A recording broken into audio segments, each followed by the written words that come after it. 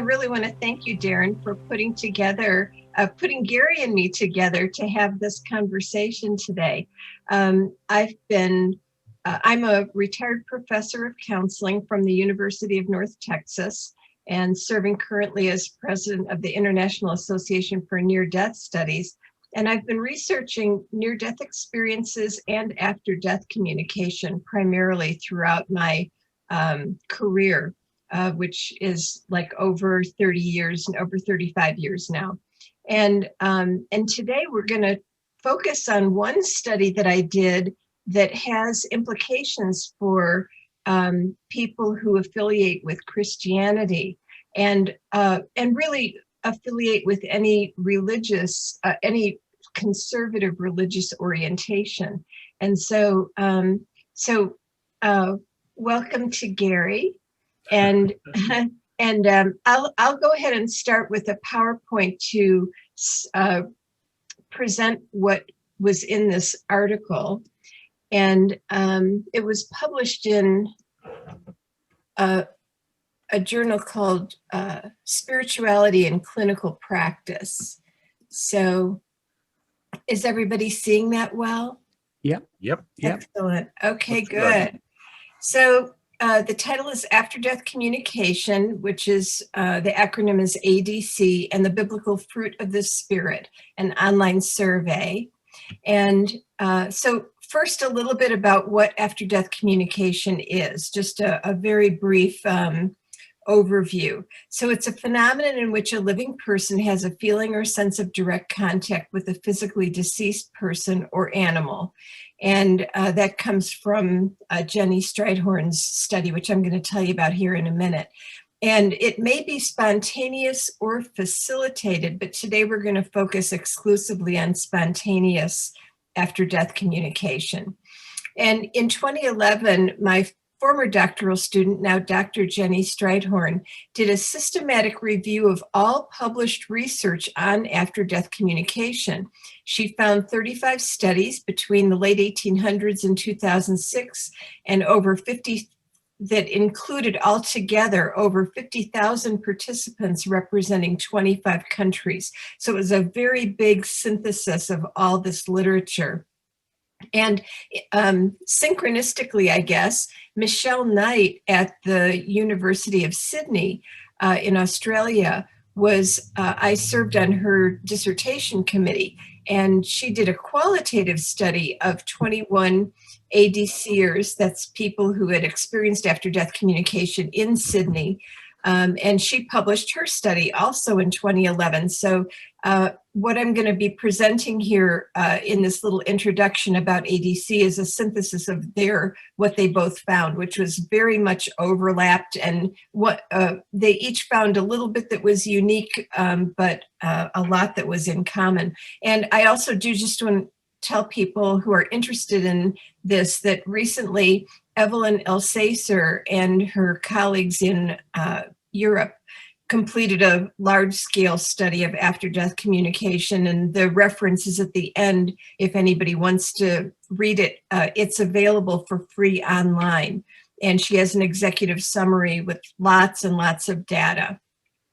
So ADC comes in numerous forms.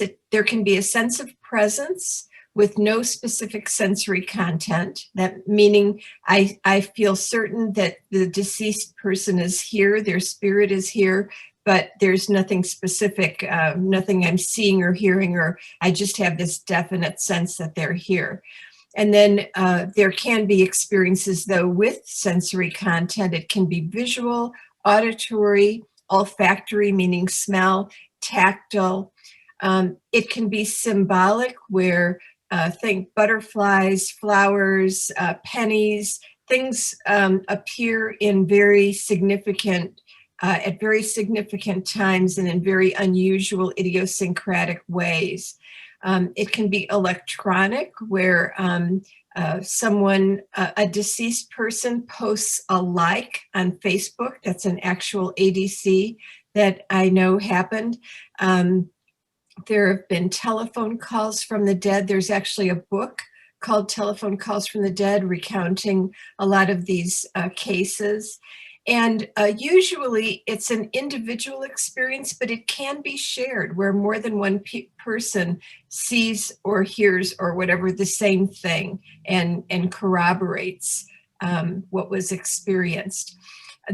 After death communication occurs in all states of health, from being perfectly healthy all the way to being on one's deathbed. And it occurs in all states of consciousness: waking, sleeping, meditation, coma, near-death experiences, just anything you can think of. It happens a lot during sleep, and I prefer not to call these dream ADCs, although that's often how they're referred to in the professional literature. And the reason is that they don't function like normal dreams. They feel real both during and after, whereas when you wake up from a dream, you know that that wasn't real. After someone wakes up from an ADC, which can happen delayed, like have the ADC in the middle of the night, not awaken at that time, but awaken in the morning and remember what happened in the middle of the night. That's not how dreams function either. And so in those ways, it's different. And then another way is that, as almost everybody knows, dreams are very ephemeral, whereas these experiences tend to be fixed and unchanging in people's memory over decades. So even though they happen during sleep, it's important to distinguish them from our typical dreams.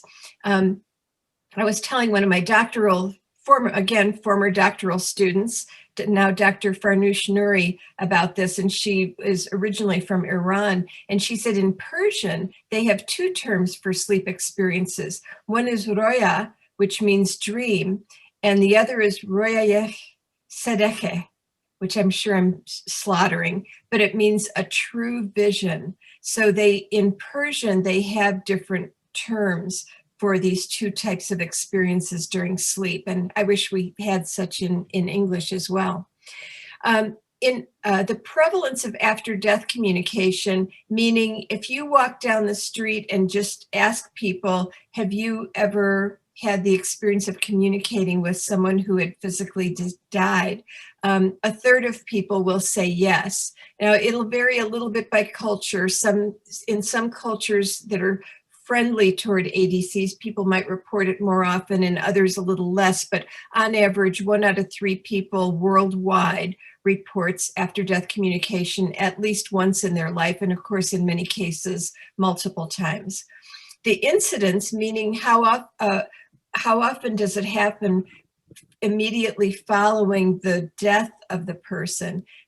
Actually, about 3 out of 4 people report ADC in the first year after the death of a loved one. So it is quite common. The frequency, it could occur once or multiple times to the same person, and usually, but not always, regarding incidents, it decreases over time, meaning the person might have, if they have multiple ADCs, they might have more closer to the actual death and then it tapers off. But that doesn't always happen, but usually it does. And as I mentioned, culture plays a role in that. People in cultures that are friendly to ADC do report it a little more often. The demographics of experiencers, it occurs to both bereaved and non-bereaved people, but the incidence is higher among the bereaved. Just to give you an example of a non-bereaved, this was from the book Hello from Heaven by Bill Guggenheim and Judy Guggenheim, which I'll stop and say, after Jenny finished her dissertation and had synthesized all this information, I said to her, now if somebody asked you, if I were just going to read one book about after-death communication, which one would you recommend? She said, Hello from Heaven. So anyway, this case comes from Hello from Heaven. A woman is driving home from work one day. She gets to a stop sign and suddenly hears the voice in her mind of her deceased father saying, turn right here, right now. Well, normally she would go straight, but it's like, okay, so she turns right. And then she thinks, now how am I going to get home? So she has to take this long circuitous route home.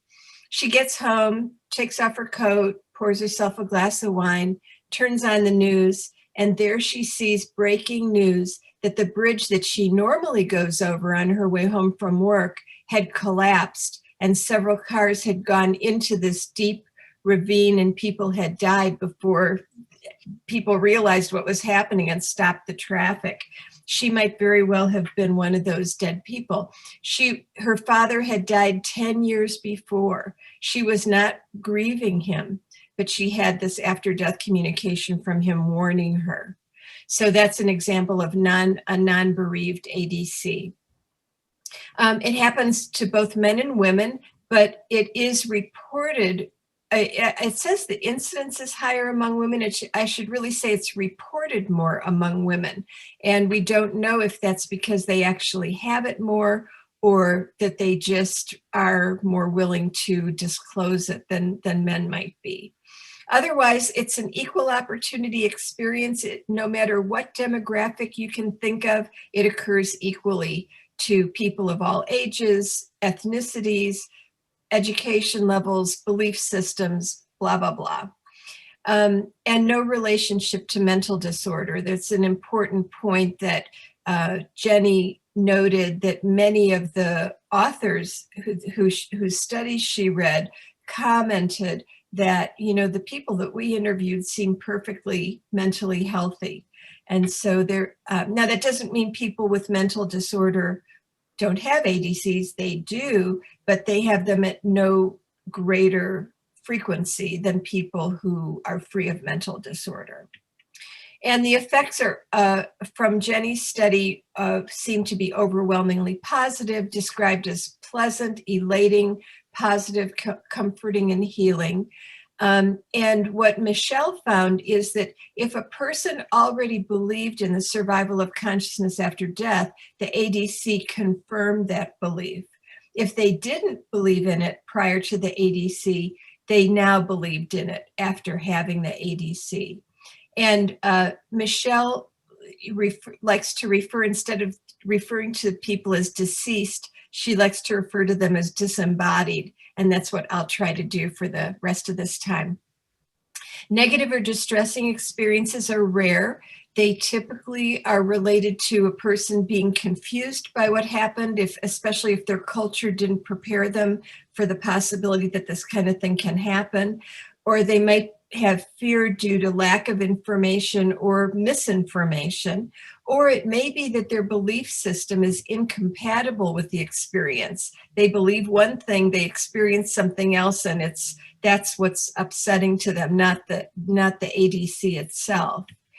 And so our topic today is about how ADCs relate to religious belief. And one researcher, Kwilecki, in 2009 published a study about the increasing acceptance of ADC in the US and noted that this included both Christians and non-Christians, and that when it was, I'm going to get to that in a minute, and also noted that communication with the disembodied is part of religious traditions. Catholics and other religious adherents pray to saints or to God, and there's a tendency to believe in a spirit that lives on after we die physically. So these are not foreign ideas. Some scholars purport that the Bible contains accounts of ADC, and here I'm going to actually refer to Gary, because back in 2012 in the Journal of Near-Death Studies, he and Ken Vincent had a dialogue about whether Jesus being seen by the apostles after his resurrection constituted an ADC or not. And Ken Vincent thought that it did, but Gary thought that it didn't, because Jesus isn't physically dead, so you can't call it after-death communication, was Gary's perspective. But generally speaking, there's just a deficiency in the professional literature exploring ADCs in Christianity. And in that Kwilecki article, where he looked at 20 autobiographical stories of bereavement in ADC, he found two recurring patterns. One was that the person reported after the ADC that they felt relief, and the other was that it reinforced their religious worldview. This was among Christians, that they perceived God caring for both the deceased loved one and the mourner, and that the ADC was a demonstration of God's caring for both. But nevertheless, some Christians view these experiences being evil or of the devil. And I think it's maybe because it's linked to necromancy, which is explicitly prohibited in the New Testament, which involves consorting with spirits of the dead to enhance one's knowledge or power in some way. And it's like divination, sorcery. It's linked to all those kinds of things. And this was illustrated. One of my co-authors for this study had found in a Facebook near-death group that somebody had said, there are too many non-Christians in here that believe in some pretty weird, dangerous stuff. I have to leave this group. And it was after a discussion of after-death communication. So there is this fear among some Christians anyway, that this experience is dangerous in some way.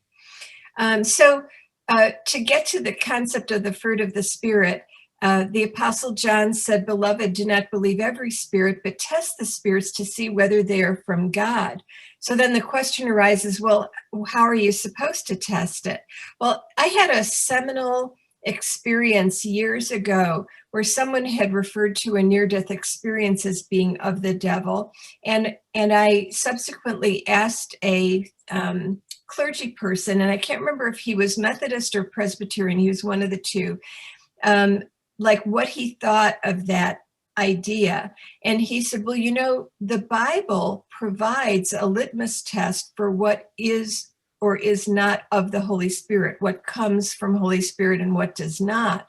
And it's in this passage in Galatians where it says that the fruit of the Spirit is these qualities: love, joy, peace, patience, kindness, goodness, faithfulness, gentleness, and self-control.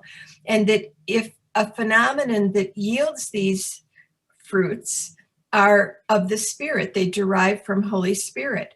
But so if something generates or results in these qualities, then it comes from Holy Spirit. And in some versions of the Bible, this passage ends with the phrase, "Against such there is no law," meaning there's just no arguing. This is just a bottom line thing. If these things come out of something, then that something comes from Holy Spirit. So this is the fruit of the Spirit litmus test of what doesn't derive from Holy Spirit. So here we have this contradiction. ADCs are found to result in these positive effects, the increased comfort and well-being and so forth, and yet ADC is associated in a lot of people's minds with phenomena that are prohibited in the Bible. So there had been no published exploration of ADC and the fruit of the Spirit. And so our big question was, does ADC pass the biblical litmus test of yielding the fruit of the Spirit and thereby originating in Holy Spirit?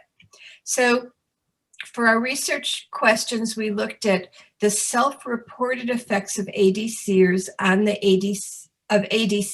the experiencer's 9 fruit of the Spirit. If they reported decrease in the fruit, meaning in love or joy or whatever, what was the nature of that decrease? And then what was the relationship between Christian and non-Christians ADCers' reports in these regards? And what was the relationship between effects among ADCers self-identified as religiously, spiritually liberal, moderate, or conservative? So we constructed this online survey. We used what's called convenience sampling. About 37% of our participants came from word of mouth, and just, you know, they learned about our study from us or somewhere. About 25% from Facebook, where we had advertised on ADC and NDE focused groups. Interestingly, we paid Facebook to feed for a Facebook feed advertisement and got nobody from that. So if you're a researcher, don't pay for that. You're going to waste your time, your money. We went to the International Association for Near-Death Studies local groups and got about 18% of our participants from there. We advertised on the Near-Death Experience Research Foundation website and got about 10% from there. My department at the University of North Texas, about 10%, and the After Death Research Communication Foundation, just a very small number. There was no instrument existing, so we designed one. And what we did was ask participants, if you've had only one after-death communication, keep that one in mind.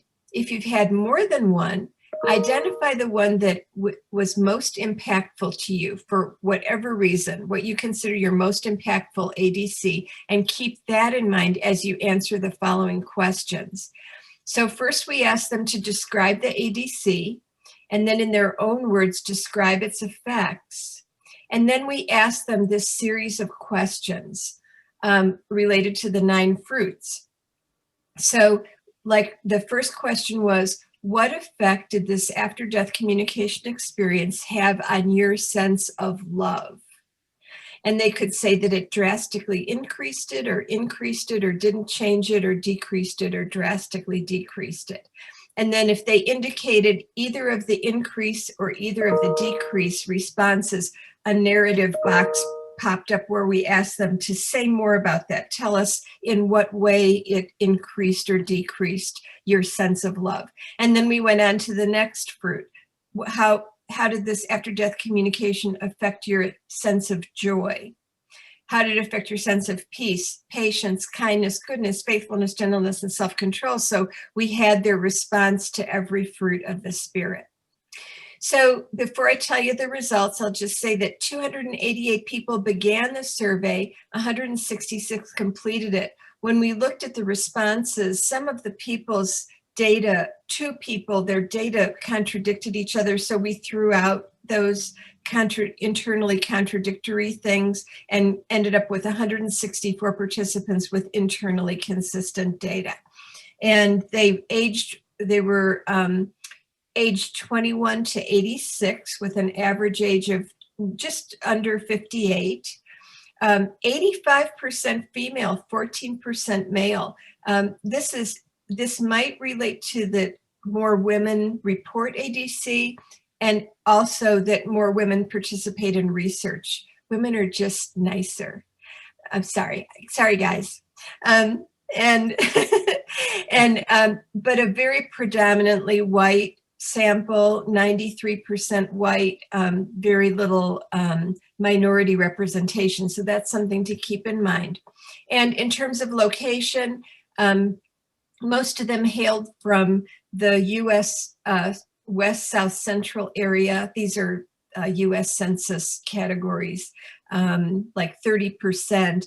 And about 20% came from the Pacific area, nobody from Puerto Rico. And there are 7 other regions, and those just range from 3 to 9.7%. And then we did have over 7% international participants. Their spiritual religious identification, over half identified as spiritual but not religious. Almost 29% Christian, and then we had a few atheists, a few agnostics, a few native spirituality, and a few that were other, like not in any of those categories. And classified spiritual, we asked them, would you consider your spiritual religious beliefs to be liberal, moderate, conservative, or I can't think in these terms. And 55% said liberal, 21% moderate, about 8% conservative, and about 16% said those categories don't mean anything to me. So what we did is calculated the response frequencies, the means, which is average, and the standard deviation. And we assigned scores to the response choices so that 5 was a drastically increase, and 1 was drastically decrease. So 3 would indicate no change. And unfortunately, our data did not meet the assumptions for statistical analysis, like analysis of variance, blah, blah, blah. So we're looking at trends. And now I've included this slide for anybody who wants to. I'll give this PowerPoint to Darren so he can post it with the recording if that's possible. And anybody who wants to see the actual frequencies of responses in every category, you can look at this, but it's kind of overwhelming. And so it's easier to look at it this way. If you think of these 164 people and all their responses to those love, joy, peace, patience questions, the number of people who indicated that any response involving a drastic decrease, like 0.2% of the responses, less than 1% of the responses involved any drastic decrease at all.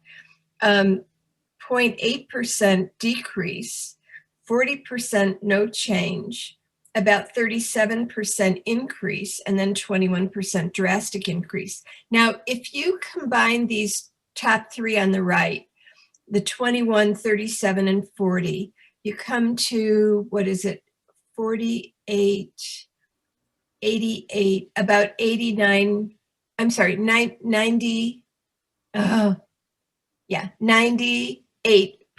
It's like 98.4% of the responses indicated either a drastic increase, an increase, or no change, like no effect. Only 1% of all those responses indicated any kind of decrease. And we'll look at those in more detail in a minute.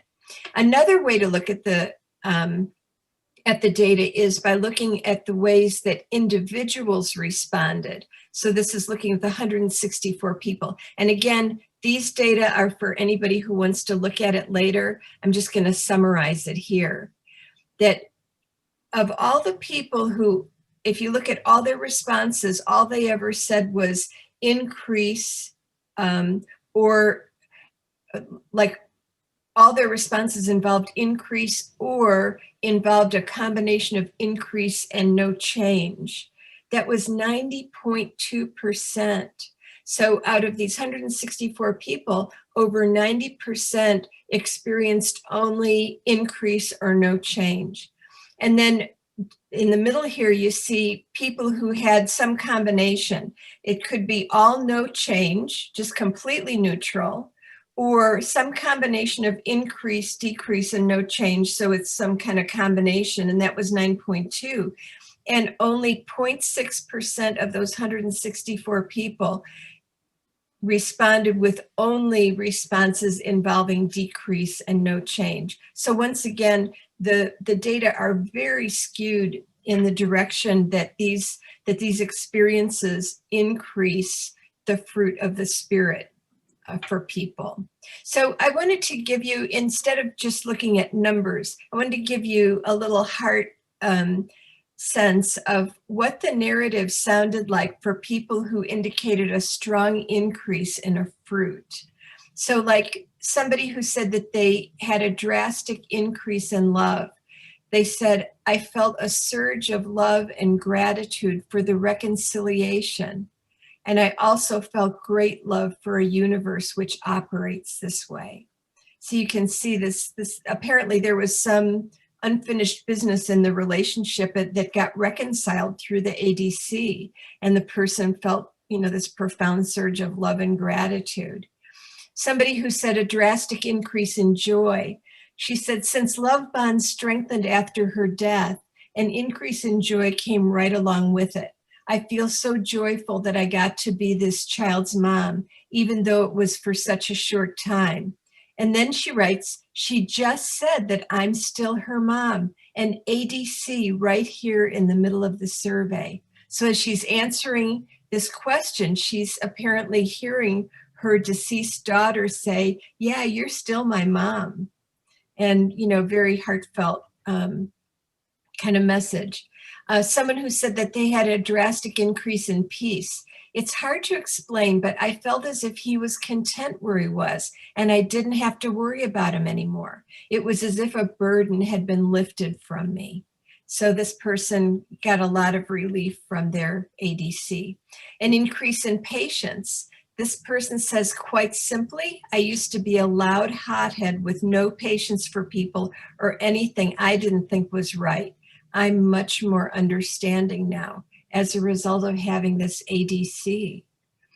A sample of drastic increase in kindness.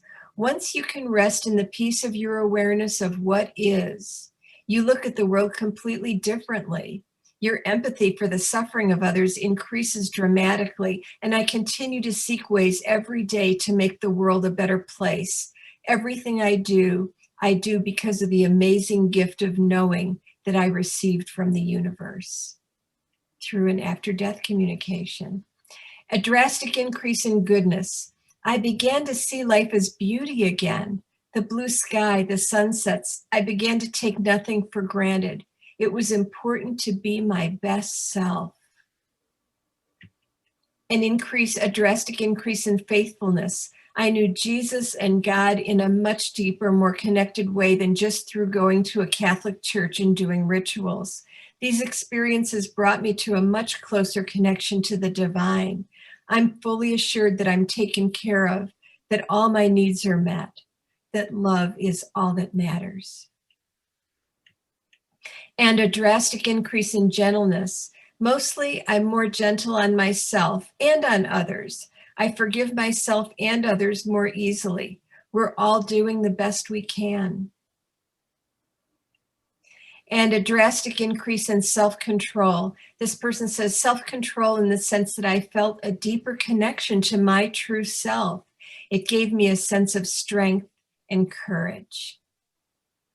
So those were examples of some of our participants' own words about how ADC increased their fruit of the spirit.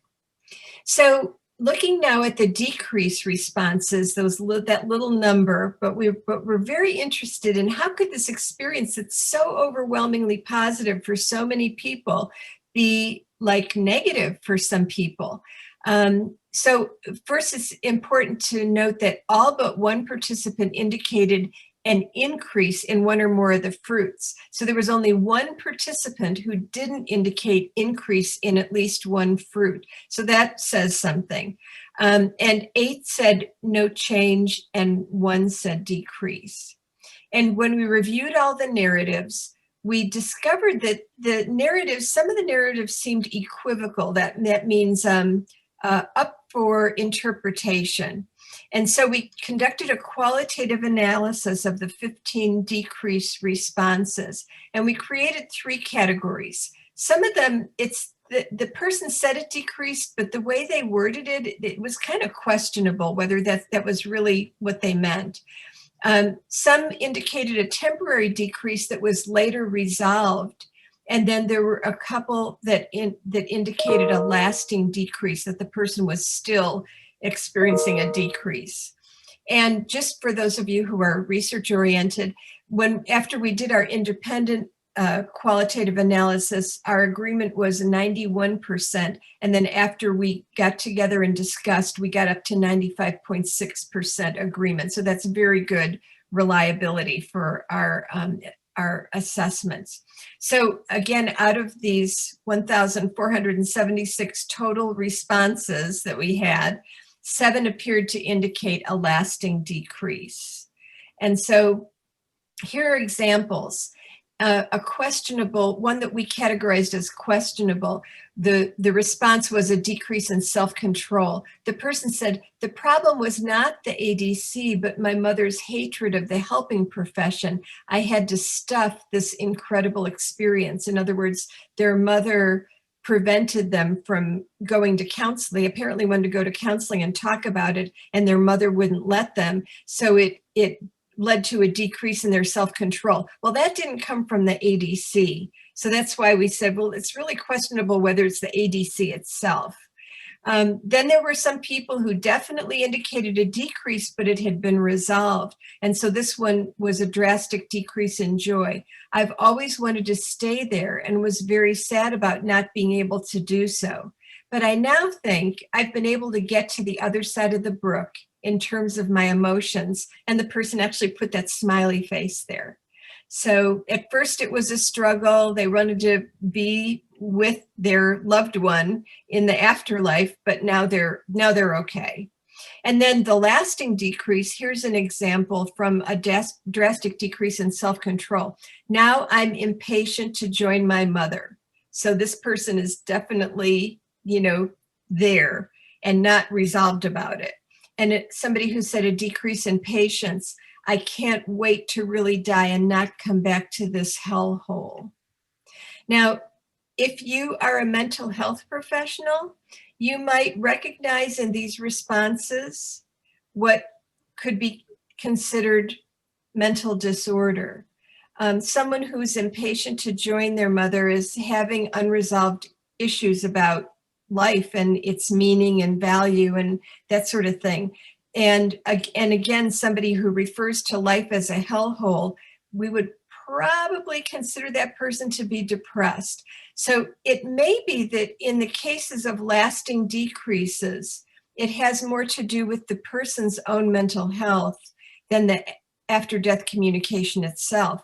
And notice that in neither of these cases did they say the ADC itself was negative or distressing in any way. It was their unresolved feelings about life that led to the decrease. So a little more insight into what the decrease responses were about.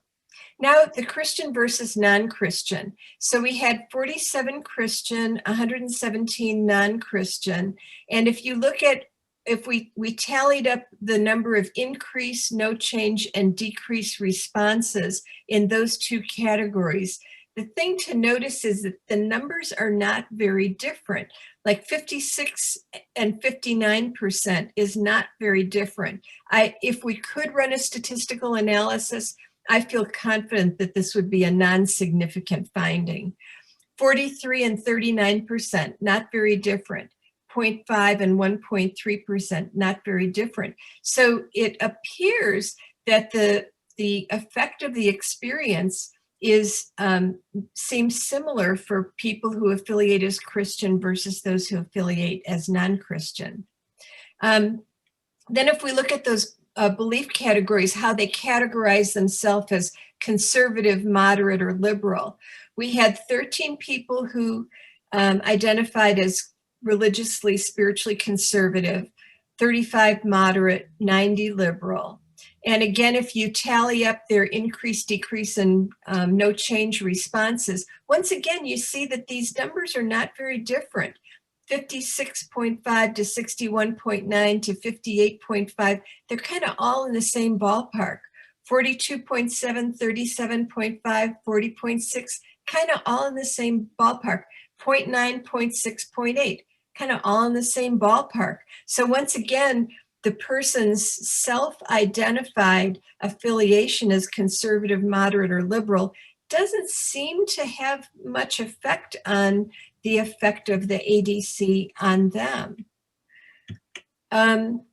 However, there are limitations to keep in mind. We may have drawn on a predominance of people who had pleasurable or beneficial experiences. Maybe we had a biased sample, but remember that Jenny's research of all those studies showed that the vast majority of reports are positive. So the fact that we got people with pleasurable experiences probably just represents what it is out there.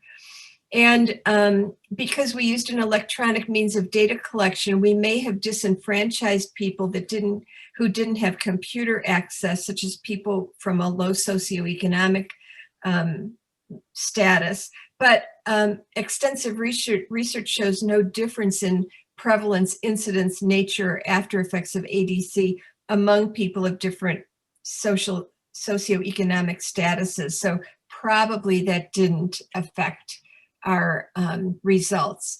But we did have a very skewed category representation. Like, again, our Christians represented 28.7, non-Christians 71.3%. But the Pew Research Center that has done research on the whole US population, the results are almost exactly reversed, that over 70% identify as Christian. This was in 2017. It might be a little bit different now, but anyway, it was the right year for this sample of people. And 29% as non-Christian. So we had a very, very unrepresentative of the US population in general. And then also regarding conservative, moderate, and religious, 9.4%, 25.4%, 65%. And but in the US, they're kind of almost equal. And so our group didn't represent the 31% and only 9.4% of our people. Well, the conservatives were underrepresented in our sample, and the liberals were overrepresented compared to the US.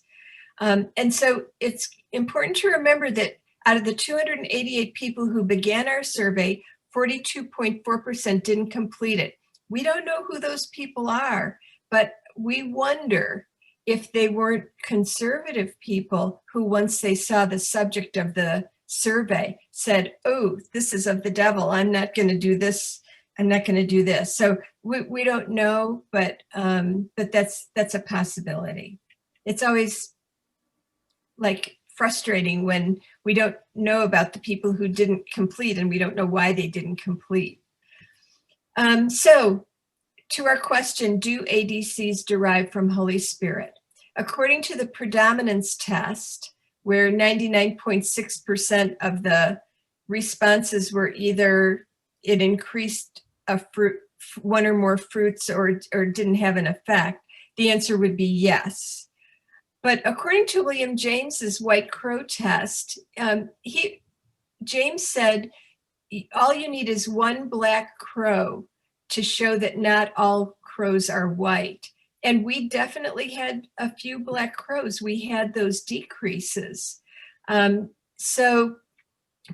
it's important to remember that the lasting decrease responses showed only one theme, a desire to be with a disembodied loved one, and that hellhole response that both may indicate mental challenges, emotional challenges, such as complicated grief and or depression that may block the experiencer from receiving the benefits of the ADC. So that's our sort of caveat from our take of it. Now, when I've presented this in person, I actually asked people to vote. Do you believe, based on the data, that that it supports that ADCs derive from Holy Spirit? And I can tell you that I probably presented this 3 times to large groups, and virtually everybody says that they think it does. So ADCs overwhelmingly resulted in the biblical fruit of the Spirit, indicating a likely source in Holy Spirit.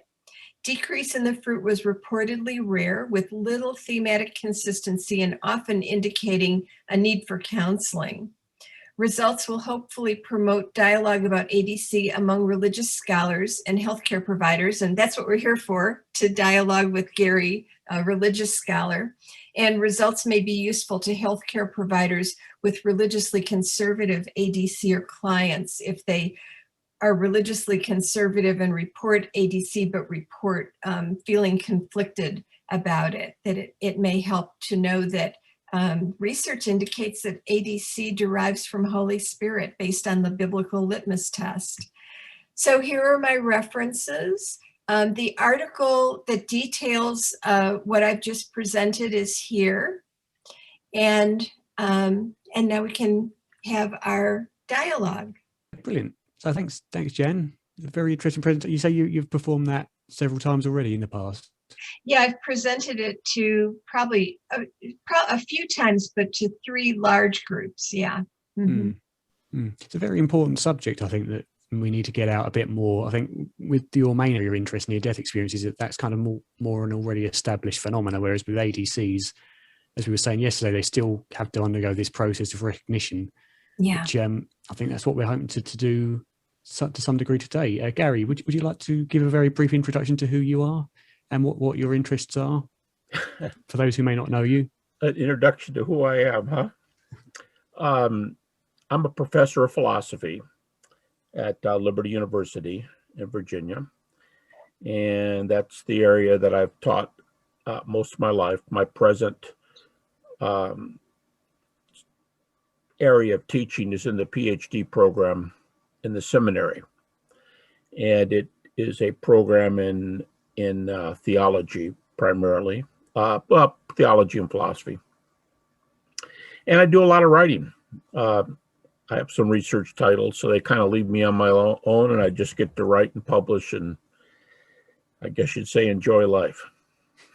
and my wife, I could hear her in the background saying, "Don't forget your children and grandchildren." So I'd have to say that. Yeah, we've got ball games tomorrow, a birthday tonight, so that's life too, living with the family. That's me. Brilliant.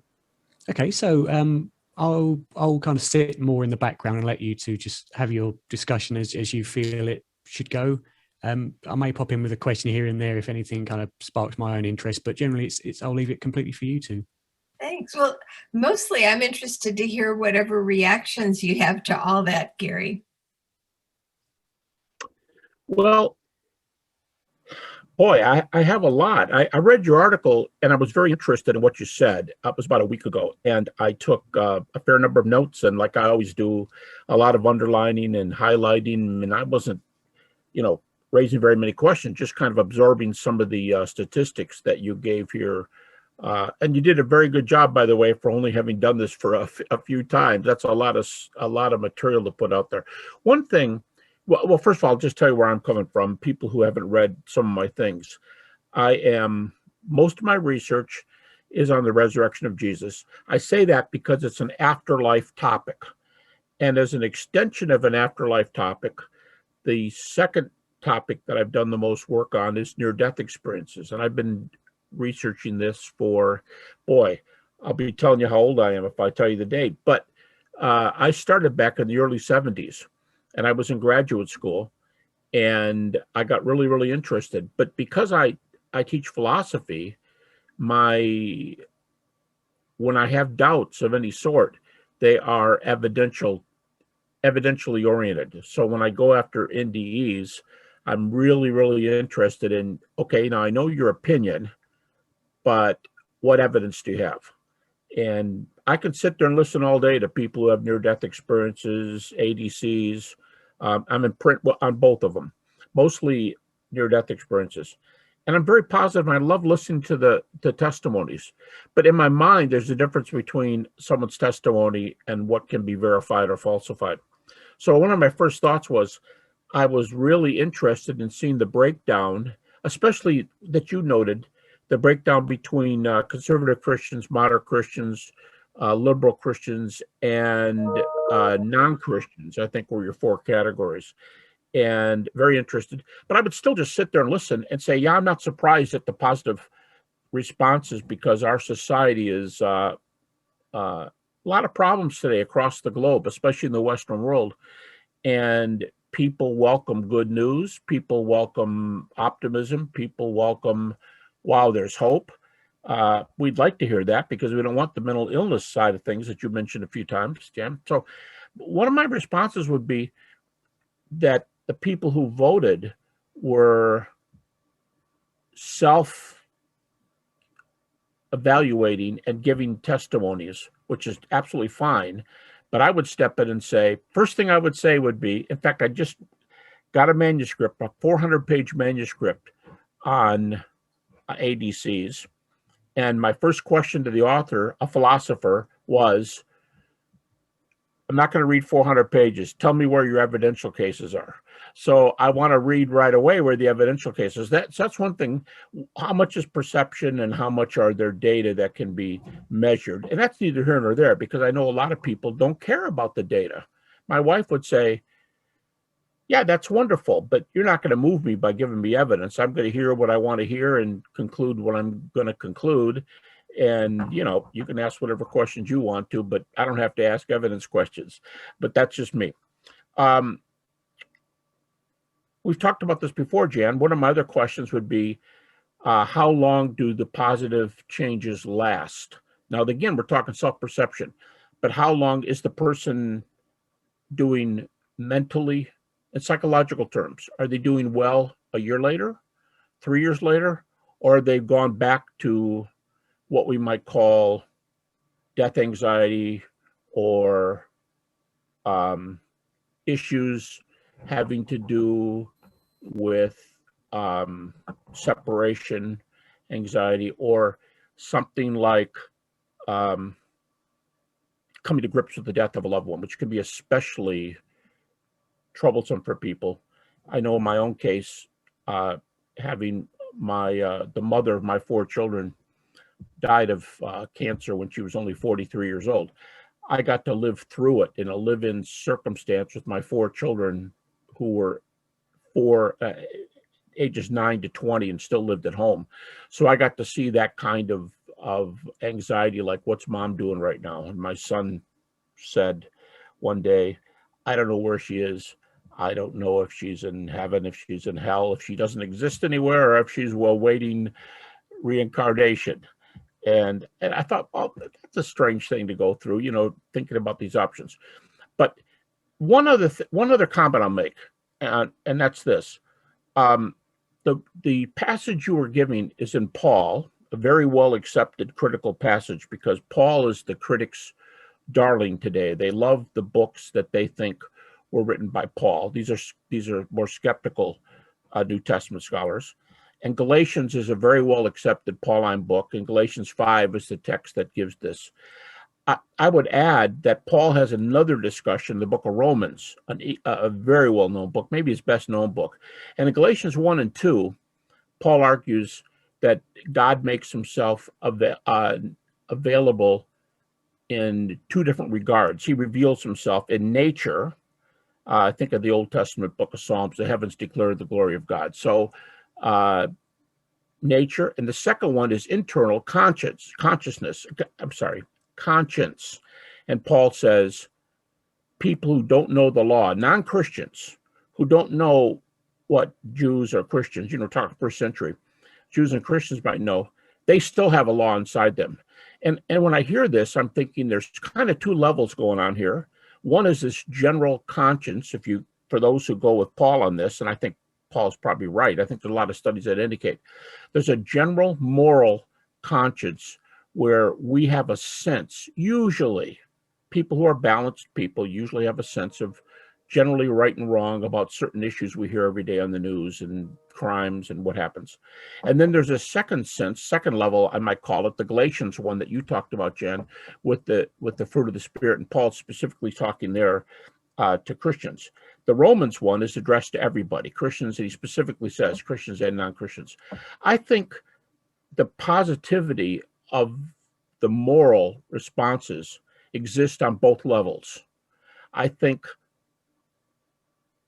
a Buddhist could have, from the Far East, could have a similar sense. A Christian from the West could respond the same way to perceived justices or injustices. You think about a Gandhi, or that Gandhi's famous paraphrase, I would have become a Christian if I hadn't visited Western Europe.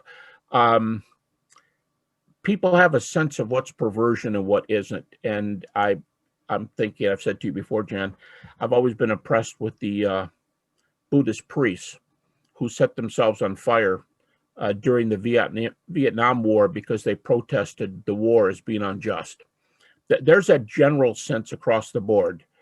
And then you got the specific sense of the fruit of the Spirit. I think it'd be an interesting study. I don't know which is which, because you have such a wide spread, conservatives, moderates, liberals, and non-Christian. If they had any thought on, is this a general morality that you've lived with, that you've been taught in your home, that you've seen in your culture, and that's what's increasing, mostly, as you said, almost always increasing? Or is this a specific kind, the Galatians kind, where you're going to a different level with experiences from the Holy Spirit? So those are just some of my thoughts. There's these two levels of morality. I think morality exists at both stages, and I'm not surprised one bit that a Buddhist could have as positive a report as a Christian could have on these general categories that we share as human beings. I think that's what Paul's after in Romans, the earlier references. So there's just some thoughts of mine. I would go right away. If this were a book, I would flip right to index and hope there was an entry for evidence. Now, you and I have discussed this. I think there are a number of evidential ADCs, and I can tell you, because I've published on it, there's hundreds of evidenced near-death experiences. In fact, the near-death category is just incredibly evidential today. I would say it probably outranks almost any other area of religious data in terms of general evidence. For example, I don't want to wander here too much, but the famous British agnostic Bertrand Russell said that to be a good atheist or to be a good agnostic, there's two things you're not crazy about: God and afterlife. God and afterlife. That's the 1-2 punch of unbelievers.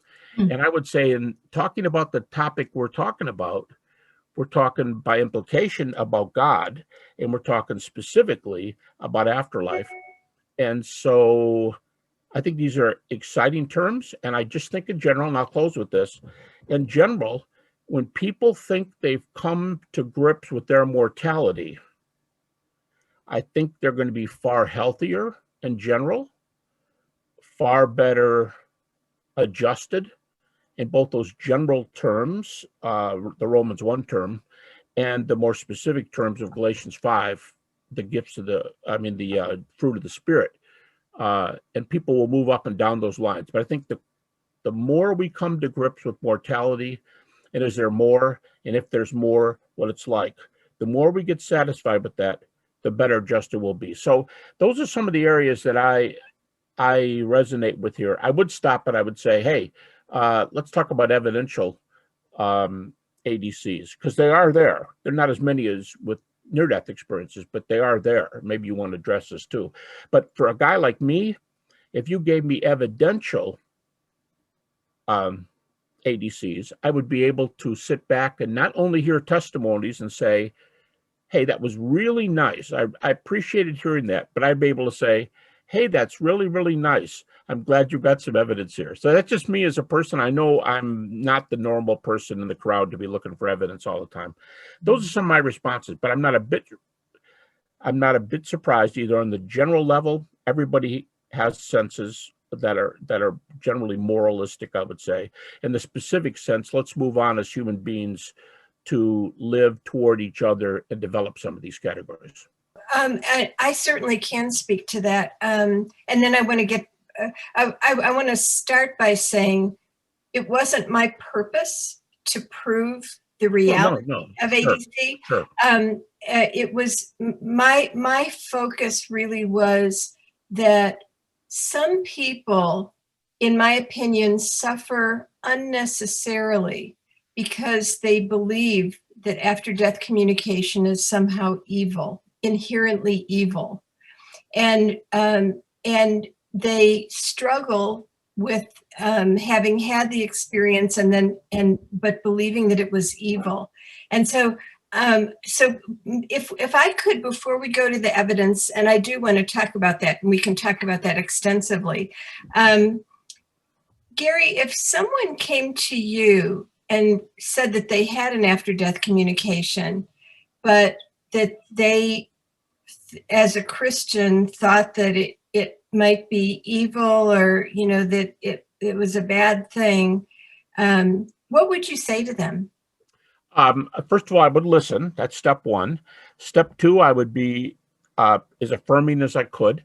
I would understand at this other level that I'm listening to testimony and not listening to data. And then I'd sit there and I'd be saying to myself, please give me some data. Boy, this is really interesting. Do you have any evidence here? That's just me.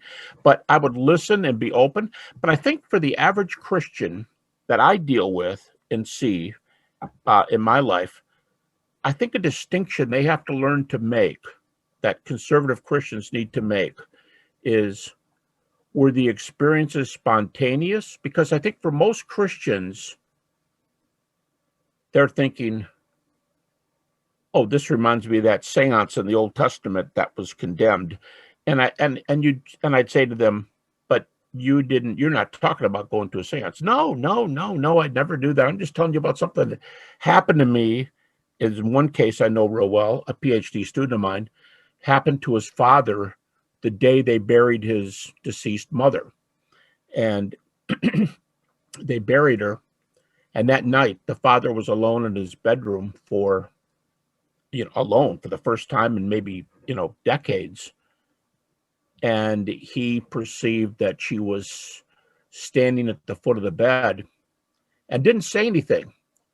But as couples who've been together for decades know looks, he said Mom's look was she was fine, and it was tremendously comforting to him. Now, I should tell you, this guy's a pastor, so you think he already knows these things. Yeah, well, there's a difference between knowing them and studying them in seminary and seeing Mom right there after we saw the casket go down into the ground.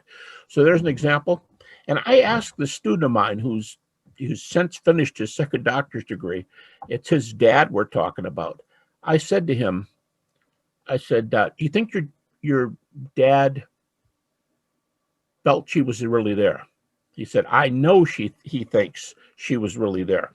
And I said, okay, I'm curious about this one. Could you disabuse your dad of that belief? Could you say 2 or 3 things to your dad? Dad, you got to watch out. This could be the devil. Watch out, Dad. This might be your imagination. Dad, you were alone. It could have been an hallucination. And he said, no, I could not take that experience away from my dad. My dad would say, I don't care if there's backup or not. Your mom was there. That's good enough for me. And I could go to bed that night tickled that she was doing fine. And that says a lot to me.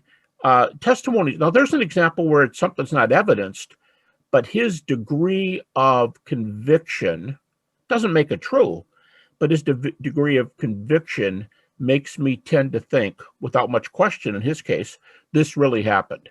Mm-hmm. Now, I believe these things are very common, these experiences. And some, you know well, Jan, and in a lot of overviews, these things go anywhere from 25 to 50% of people who have lost loved ones. They're pretty high percentages. And I tend to think a good deal of them are true. But I would say to that person, you say, well, what would I say to him? I would say, well, did you make that up? Did you go do this? No, I was brushing my teeth, combing my hair. It was time to go to bed. And she was just there. The spontaneous nature of it, I think, should say something about you didn't do anything wrong. You weren't reading books on the secret arts and delving into X, Y, Z, and get that out of your mind. So I think one thing you want to do for conservative Christians who you refer to in your article is maybe being the ones who stopped the survey. I can understand that, especially if they felt guilty that here's the fear. Oh my gosh, I'm taking a survey in an area I'm not supposed to be talking about or going into. Yeah, that's it exactly. Like, where did they get this idea that it's so bad when it's I think good? in a lot of, because Christianity through the centuries has often taught, stay away from this, and this, and you may name some: necromancy, consulting with the dead, don't consult the spirits.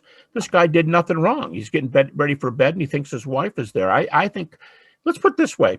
Who wouldn't want a view of God? You mentioned it from one of your quotations from your people. Who wouldn't want a view of God that says, son, I sent you that image tonight? Or maybe not sent it. I allowed that image tonight. Okay, fine. It's funny. We want God to hold our hand, metaphorically, hold our hand during distress. And then when we think we've been comforted, we say, wow, that probably wasn't God. It was probably a demon. It's like, grow up. You asked for something. Don't be picked. So I think spontaneity is very key. And in both near-death experiences and ADCs, spontaneity, you correct me, Jen, for NDEs for sure, I would say in ADCs, spontaneity is by far the most common situation in which these things occur. I was walking around the house and not even thinking about the person, and this happened. Oh yeah, well, and that's really what the focus of Jenny's research and my study was spontaneous. Yeah. Right. Yeah. I'll tell you, I've told this very seldom, but I'll tell you a real crazy one. After my wife died, my oldest son was 20. She died at the end of the summer. And if the kids and I were going to, and even that, even to say the kids and I was a different line because we've been so close for so long and we buried her that day. My brother was there. And the next day he said, come on over to my house. And he lives at one state away. You guys come and relax for a week because you got to make the move right now because school starts in a week. So we loaded the kids in the car and went the next day. My oldest son was working. He couldn't get out of work. He sat home alone after the funeral. That's bad enough. He had his best friend over that night, and he told me later that he and his friend were sitting there in the kitchen. I can picture the scene, but I wasn't there. And my son said to his friend, you know, I don't know why God doesn't let us know that everything's okay. I wonder why my mom doesn't let us know that everything's okay. Now, we have a salt and pepper shaker that sit on the stove and they're heavy. There's these heavy glass ones. You don't walk by and see them fall over. They're very heavy. And when he said that to his friend, I don't know why mom doesn't give me some kind of sign. And the salt shaker falls over on the stove. And it was funny because his best friend said to him, Rob, do things like this happen in your house all the time? And it was just a cute little thing. But how do you respond when someone tells you, oh, come on, there must have been an earthquake at that very moment, or it could have been, you know what I mean? We don't allow ourselves to think that there's positive. So I get a little bit exasperated sometimes when Christians don't allow, well, let's, for want of better words, when Christians don't allow God to be God. So that's my response to that. I think I would want to cause them to say, if these circumstances, the one about mom at the bottom of the bed, I just don't see any reason to doubt those sorts of things. Mm-hmm. Okay. I want the evidence. But I don't have any reason to doubt them up front. And by the way, anybody who doesn't know Jan isn't kidding when she says it wasn't my job to do evidence here. Jan is known in the NDE community. I'm on one of her reviewers on the Journal of Near-Death Studies that she's the editor of. She is probably the name that come to people's minds the most when they start saying, give me some of these evidential near-death things. And Jan's published several things. So never, Jan, would I question your research on the evidences. And I know you're very good in that area. Yeah, and thank you. And I have not tackled the topic of evidential ADC yet, Right. but we'll talk about that more in a minute. But I see Darren has a question or comment. It's a very brief one for Gary. I was just curious. I was going to bring up the point about that you brought up about the person who said, I wonder why mum doesn't send us it in the pepper pot. And I was wondering whether, kind of using my own experience with, which I told you about before, with my little dogs and sending the foxes. Would you consider something like that where someone asks for a sign or a communication from the God or from their deceased parents, either through prayer or just kind of asking and wishing that they'd send something, and then something does happen maybe then and there or several days later? Would you consider that still spontaneous experience? Yeah, I think I would. I think it depends on what you're saying. I'll tell you what, Jan's the one that's done more work here than I have, but I'll tell you one more quick story. A good friend of mine, one of my doctoral students years ago, was a pastor in Tennessee. And he has one of those stories that's one of the most heartbreaking things you'd ever hear. He had two daughters who were in their teens. They were old enough to drive, the oldest one was. And they wanted to help people. They wanted to give their lives to pour into other people's lives and sacrifice to help people do well. In other words, they were servers. They wanted to help other people. One Saturday afternoon, they went to a wedding, and they went alone. And on the way back, they were hit by a drunk driver, and both girls were killed. On a Saturday afternoon, you wonder who's drinking on a Saturday afternoon, enough to be doing that. And the two girls died. I got to know the fella and his wife really, really well because my wife had just died about a year earlier. And we got to compare. We sat there actually in a restaurant and compared. To me, the worst pain in the world would be losing a spouse or a child. I put a grandchild in there too with child, but those are just the worst things in the world. And the three of us sat there at the table together. It was really, really hard. Well, a brief time later, Jan, if you ask me if I can connect this guy, I hope I can find him. It was a long time ago. I hadn't heard much about ADCs, but he had a dream one night. In his dream, the older of the two daughters, he saw the daughter in a dream, and she said, "Dad, don't worry about me. I'm fine." And he's already crushed from seeing her in this dream. And she said, "Go in my room." Okay, time out. They hadn't been in the girl's room since the girl died. And they left everything the way it was.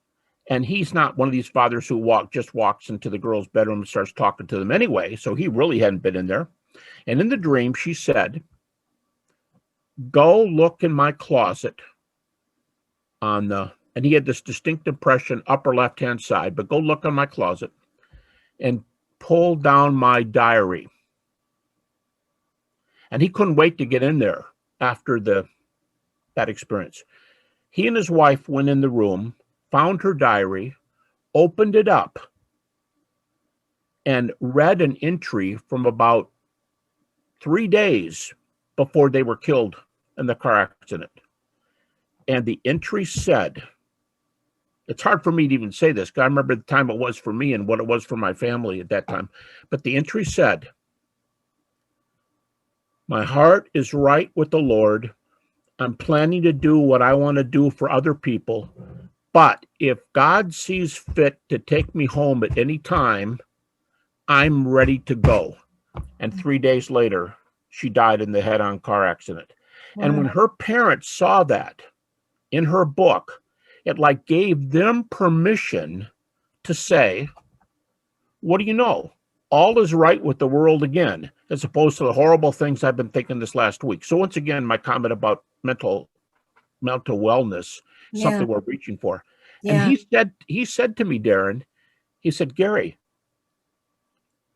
why don't you tell God you want an experience like that?" And I said, "Well, I really would like it. I'm a little bit afraid to pray that. I want to leave things like where they are. I don't want to make things worse than they are. But I don't know." Well, later I was teaching another course with him in it a year or two later. He said, "Have you prayed that?" I said, I really haven't." He said, "Well, guess what? I've been praying it for you." But now I can't claim. I've never found a diary. I've never had anything. The salt shaker was the closest thing that I can think of. But just the fact, and he had one more experience like that with her in a dream. And it was extremely healing for he and his wife. And I would never question an experience like that. And Jan, back to your question, I would say spontaneity, absolutely. Did those parents want those girls to die? Absolutely not. But it happened anyway. Yes. And what about this dream? Well, I didn't even know. I specifically asked him, looking for evidence. He said, "I didn't even know she had a diary, let alone where it was located." And when I opened that thing up and looked in it, the greatest relief came over me, and my wife and I were able to deal with our trauma. Yeah. Now there's an evidential case. There's a mild evidential case. But that case is both evidential, and it illustrates so well how the experience yields the fruit of the Spirit. You know, he had a much greater sense of peace and faithfulness, and probably could now experience joy much more, and blah blah blah. So that's right. And allowed him to say, as a pastor, the Bible says, God's ways are not our ways. As the heaven is above the earth, so is his ways above ours. It allowed him to say, and the same conclusion I came to concerning my wife. It allowed us to say, I don't know why it happened, but I don't need to know why it happened because I'm not the boss of the universe. So I don't need to know why. In fact, I tell people in lectures, I lecture in this grief a lot, and I tell people I never did have a sense of why it happened. My wife was only 43 years old. Um, I never had that sense, but I can honestly say I don't care why she died. It's irrelevant. She did, and now we all have to deal with why she did. I don't feel that need anymore. But it's a line I like to use with people. I kind of think it's a theme of the book of Job, that the Old Testament book that's where the name Job is almost synonymous with pain and suffering.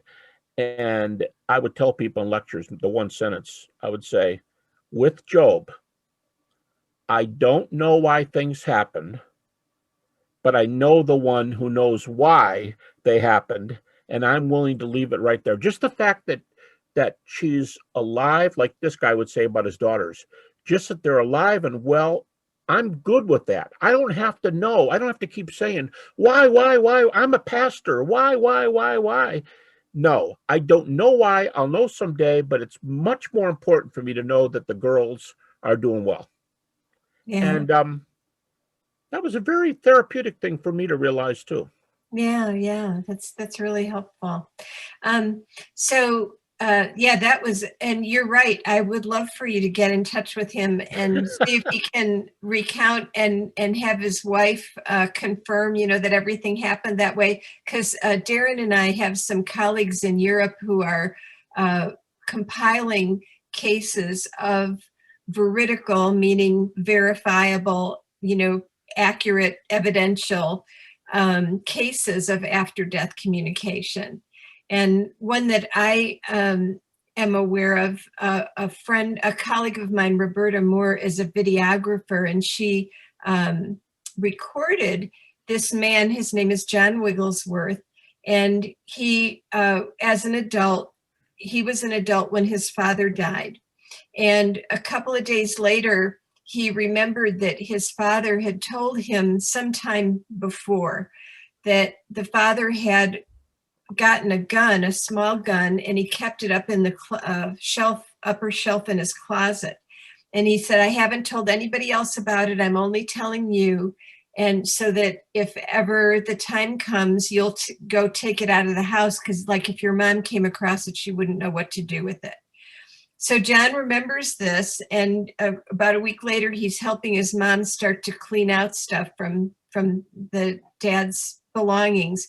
And so he goes up into the closet and he's reaching around. Well, long story short, he didn't find the gun there, and he started looking, and he looked high and low, every place he could imagine that this gun could be, and he could find it nowhere. So he thought, well, maybe his dad had removed it from the house and sold it or something and just never mentioned it to John. He just didn't know. Well, a few nights later, while he's asleep, he has this experience, and I won't call it a dream because he said it felt absolutely real, as these experiences do that occur during sleep. And he's in his parents' house, going down the stairs into the basement, and his father's calling to him from above. And he's saying, yeah, go down the stairs. And so John is protesting. He said, but Dad, I've been down here. I've looked everywhere. And his dad says, no, keep going. Go down the hall. Go into my dark room. Go across the room to the cabinet. Pull the cabinet away from the wall. And between the cabinet and the wall, you'll find the gun lodged there, which John does in the dream, and then, or in the experience. And then the experience ends.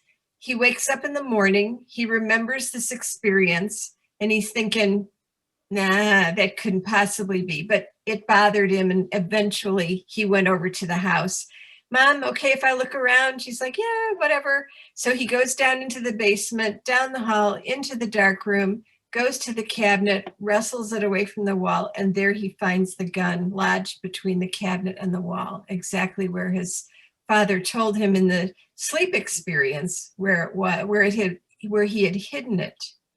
And so, so that's another case of an evidential ADC. Now, people who are cynics, I'm not going to say skeptics because that's a misuse of the term, but who are cynical will say, well, maybe his father actually told him that he had hidden it there and he just forgot it. But why would he forget that, but remember that his father had told him it was up in the closet? You know, it just doesn't really quite make sense. But still, that's the weakness of these kinds of cases that occur after the fact. Yeah, and I would say now, if you and I are co-lecturing, Jan, in a group, and somebody says, "Yeah, salt shakers, diaries, and guns behind cabinets aren't the kind of heavy evidence I would like," my response would be, "Time out. Let's talk about near-death experiences because they're still in the same genre of afterlife, and they are heavy, heavy, heavy by comparison." Because if you get a case, and they're in the book you referred to, the book from in Europe, they have over 3 dozen cases. The Self Does Not Die. That Jen is the editor of the American version. They have over 3 dozen cases where people demonstrably had what you might call colloquially flat brain, flat heart experiences, where there's no measurable heart or brain. And a lot of people don't know that when your heart stops working, the cardiac arrest of a certain perspective of ventricular fibrillation, 14.4 seconds of one experiment, the brain stops working. So when people have experiences that are measurable at the 5 minute later mark, it's pretty evidential if nothing's working there in terms of electrical impulses. And you can back these things up in a police report of an accident or of things that are out there. But the brain and heart, and there are many more, way more evidential ones, so much so that they're really changing perspectives in America. We were talking yesterday about a case where a very, very well-known atheist today, who doesn't have much use for religion and says so, was talking recently about NDEs, and he said, well, atheists don't believe in an afterlife. He said, but what do you do when someone has an experience and he gives it just, they know they met their grandmother and the grandmother tells them something in the NDE and it turns out to be true. And he says, amazingly, he says, I don't know. Maybe we atheists should start making room for an afterlife. So it's changing people's views. So that's what I would do. I would say you may write the definitive thing on this, Jan, but I would say that right now the evidence for NDEs are enough to hold up the CDCs until something comes in for them to stand on their own. But evidential NDEs can come to their aid here because I said CDC, ADC. Yeah, you meant ADC. We know ADC, and for right now, I think the brother or sisterly evidence from NDEs will do double time because the experiences are close enough that they can count for data. So I don't think we're short at all in the category of evidence. Yeah. But when I'm sitting here listening to a report, I'm thinking, where's the evidence? I know there's evidence, but I want to know where it is here or there, Yeah, and actually, we talked about this yesterday, and I haven't gone back to the book to look, but many of the evidential near-death experiences involved learning something in after-death communication. Right. So during the NDE, the person, the near-death experiencer, meets someone who appears there because they're deceased, but the near-death experiencer doesn't know that doesn't think they're deceased. And then when they are revived and returned to normal consciousness, they learn that this person died. In fact, one case that's in The Self Does Not Die, this married couple had 2 children, a daughter in college and a son at home. And the son at home got deathly ill one night, and they had to rush him to the hospital. He went into cardiac arrest, was resuscitated, and when he regained consciousness, he reported that he had been to this wonderful place, and there he had met his sister. and that she had passed. And the parents are like, "What are you talking about? You know, she's at college." And Yep. so this was in the days before cell phones, texting, blah, blah, blah. And so finally, after they spend like the night at the hospital with him, and they finally decide they're going to go home and change their clothes and get a little sleep. When they get home, they find on their answering machine numerous messages from the college trying to reach them, because after they had left the house to take the son to the hospital, their daughter had been in a fatal car accident and she had passed. The boy had met her and knew she had passed before anybody in the physical world in that environment knew it.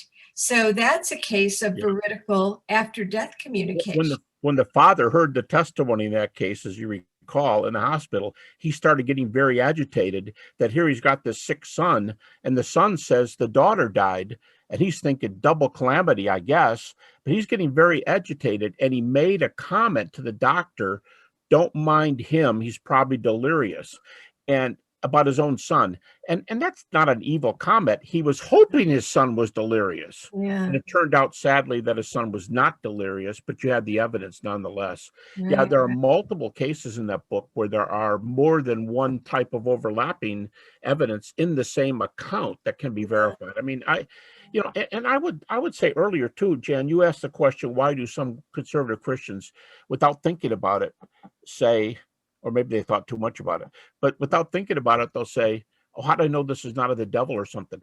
I don't think anybody's saying that these experiences can't come from bad sources. I don't think anybody's saying they couldn't be that way. I mean, what is it? 18 to 20% of near-death experiences are in that negative category. And that doesn't mean that they all happen, because these are testimonies again, and we don't have data there. But what I'm saying is, no one's saying these things can't be bad. I think what's being said, though, is it doesn't mean all of them are bad. That doesn't mean you have to start questioning everything and doubting everything and think Satan's behind everything. And by the way, a positive response in the Bible, if these conservative Christians want to use the Bible to say I shouldn't be doing these things, you have these positive cases in the Bible too. So how do you tell the two? Now you're suggesting one way to do that is by fruit of the Spirit, and odds are that, I mean, it's not foolproof, nothing is, but odds are good results don't come from bad apples. And chances are, if there's good results, that points in another direction. So I would say, look, if you're looking at those passages in the Bible that say, look out for these, look at the ones that say this happened positively. And then you might start thinking a little bit differently. But there's a lot here that raise questions, but like the death of my wife or the death of this couple's two teenage daughters, we don't know why everything happens. We can't answer all questions. We don't know this, but it doesn't change the fact that as the husband, in my case, I can live with it if my wife is okay. I can live with the question mark. In fact, I told my pastor, I rested in the case that, hey, look, the bad news is she's 43 and I'm going to miss her like everything for the rest of my life. But here's the good news. She's somewhere where she can never get touched again. She can never get sick again. She's not going to worry. No anxiety, no depression. Wow. That's another good point. I can live with that too. So you start telling yourself, I mean, this is the point of counseling, and you're a counselor. This is the kind of therapy that we have to share with people, because we can make them healthier no matter what they are, Buddhist or Christian. We can all be better thinkers. We can all be, let's put it this way. God sends rain on the just and on the unjust. Okay. The best farmer in the city could be an atheist. Maybe the healthiest person in the city is an atheist, because there are laws in the universe, and there are psychological laws in the universe. And counseling helps us to sort those things out and do better. You don't have to be a Republican or a Democrat. You don't have to be a certain thing to be a better thinker and a better feeler and a better adjuster. And that's where a lot of this that you're after when you're doing counseling. You're trying to bring things out in people that will make them better adjusted and come to grips with their trauma in this case. Yeah, that's really true. And something you said sparked for me that people may or may not know, that in after-death communication, the disembodied person often appears in the prime of life. They look healthy, happy, radiant, and that's very much the rule. It is. Yeah. So, and Indeed, that's part of what's so reassuring, is to know that they're well. Yeah, I say when I lecture on grief, I talk about how there are certain questions in related to grief. One is, where is my loved one and how are they? Another one is, how am I supposed to move on in life without them? Mm-hmm. And another one is, am I ever going to see them again? Are we ever going to be connected again? Yep. And after death communication doesn't necessarily address that second question, how to move forward in life without them, but it does address the first two. It gives people the definite sense that their loved one is well. And it also gives the definite sense that we are still connected. We still have a relationship. It's changed, absolutely, but it isn't severed. There's still a connection there, and so it's reassuring. And I would have thought that in grief, knowing the answer to those two questions would surely greatly limit the effect that the third question has on their life. Yeah, because that's generally right. the question of how do I move on from this stems from those two questions. Will I ever see them again, and how are they? And once you answer those two in a positive way, that third question may very well disintegrate over a lot less time. Great point there. Answer itself, yeah. Mm-hmm. The more you get the big questions straightened out, some of the smaller questions can line up, even if you don't know the answer. By the way, Jen, you were using Galatians 5 by Paul. I brought up Romans 1 by Paul, talking about morality in general. Another book by Paul, 1 Thessalonians, he's talking about the resurrection of Jesus, and he makes a comment. He says, we mourn. When people die, he says, we mourn, but not as those who do not have hope. And the point he's making in the text is, knowing that Jesus was resurrected should help us when we're mourning, because you may not know why that person died right now, but if you are assured of this question of where are they now, mourning is mourning, but there's a huge difference between mourning with hope and mourning without hope. It makes all the difference in the world. Yeah. And that's a benefit of this. One of my friends, just a few days ago, we were talking about her sister had killed herself, and my friend said, part of what she said was that knowing that she was in the arms of Jesus helped her grief tremendously. So that's the hope that you're talking about. And I mean, just anecdotally, said something just like that. One of the testimonies you gave on the screen in your PowerPoint. Mm-hmm. Yes, right. A God and Jesus comment. Yeah. Yep. Yeah. Mm-hmm. I'll just say, just anecdotally from my experience as well, losing my two dogs, the grief that I experienced from that was so much less than the grief that, say, my mum experienced. And I think that's because of the research I've done and speaking with folks like the two of you who have helped me develop that kind of that belief that I'll see them again. And that I think was a huge step for me in lowering the amount of grief I could have potentially felt. That's great. And you're bringing up a really good point, Darren, that we so often when we talk about grief, we are talking about the loss of a human, but people feel a profound loss from pets. People feel very emotionally, have a very strong emotional bond with pets, and that grief can be very debilitating as well. I'm glad you're bringing that up. Right. Darren, C.S. Lewis, the very well-known, well, he was skeptical about a lot of things in life, but C.S. Lewis answers the question, are there going to be animals in heaven?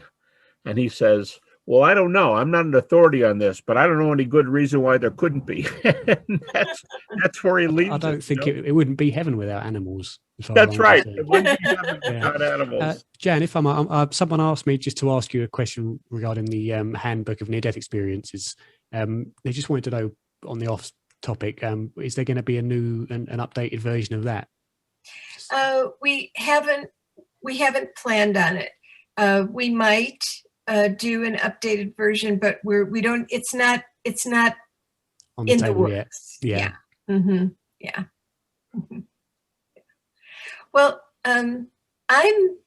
I feel like my questions have been answered, and I don't know if there's anything else that you want to say, Gary.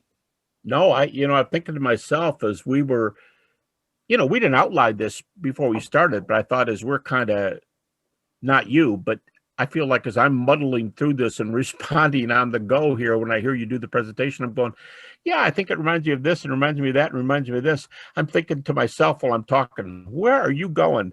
And then as it's come to the end, I was just thinking while you were talking 5 minutes ago, Jan, I thought, wow, this has evolved into a really good program. This has been a really helpful little interview. Darren, thank you for the invite and thank you for the taping. And thanks for coming. I mean, this is why I like doing it this way without real planning to begin with, because it lets everything go organically and it goes to areas that you wouldn't expect. I mean, the interview that we did, Gary, that I think it was 2 hours on the actual video, but we were talking there for a good 4 hours without realizing the time had gone. That's because right. It got into so many different areas, and I love it that way. Yeah, and I after it was over, I said, "What are you going to do with this thing?" And you said, "I'm going to go through it and try to pick some good parts out and put them all together." And I thought, "Okay, well, you have at it." Good luck with that. Yeah, good luck with that.